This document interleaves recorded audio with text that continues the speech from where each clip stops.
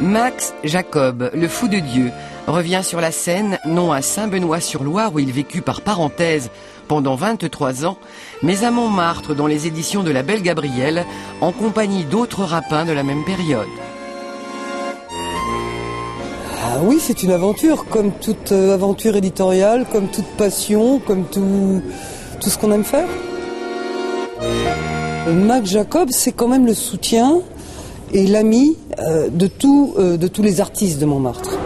Il les a soutenus financièrement, il les a aidés, et lui, à un moment, quand il a eu besoin d'être aidé, ça a été beaucoup moins évident.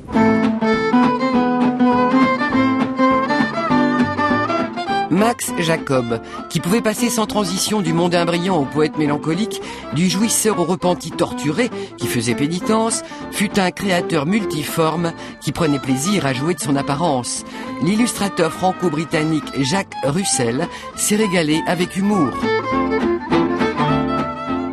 Max Jacob, ça a été vraiment un délice de travailler, parce que c'est un personnage qui est tellement contradictoire en lui-même.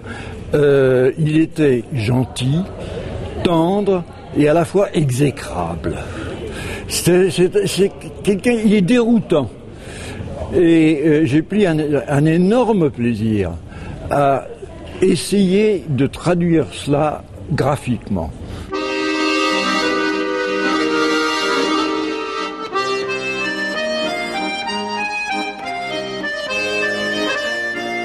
Ces deux-là connaissent Montmartre comme leur poche et nous ont conduits dans les pas du moine, mi-ange, mi-bête. C'est un de ses premiers logements dans le 18e, puisqu'il a commencé par habiter Boulevard Voltaire, avec Picasso, qu'il avait recueilli, et qui débarquait tout juste à Paris. Picasso avait 20 ans. Il a beaucoup aidé Picasso.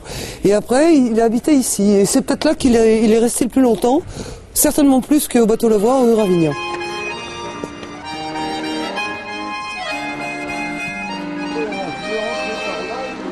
À cette époque-là, c'était celui qui avait un poil, les autres s'y réfugiaient. C'est là où il faisait le plus chaud qu'on allait. Il y avait une grande solidarité entre eux. Les patrons de bistrot les accueillaient, pratiquaient des prix raisonnables, faisaient des soupes, etc. Pour survivre, Max Jacob a fait tous les métiers et trichait volontiers. Anecdote.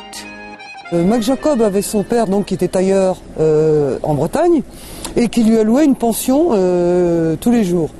Et parfois le père a été obligé de venir régler les dettes au Poirier sans pareil, là où ils allaient, et il s'apercevait qu'il mangeait pas, il buvait avec ses copains.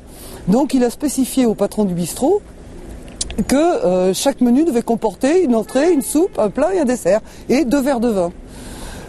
Que Max Jacob, bien sûr, s'est empressé après de convertir en pichet de rouge. Cette édition très soignée, contée par François Pédron, prend place dans la légende de Montmartre et nous conte sans œillères la vie et l'œuvre d'un des plus grands poètes du XXe siècle. Un régal.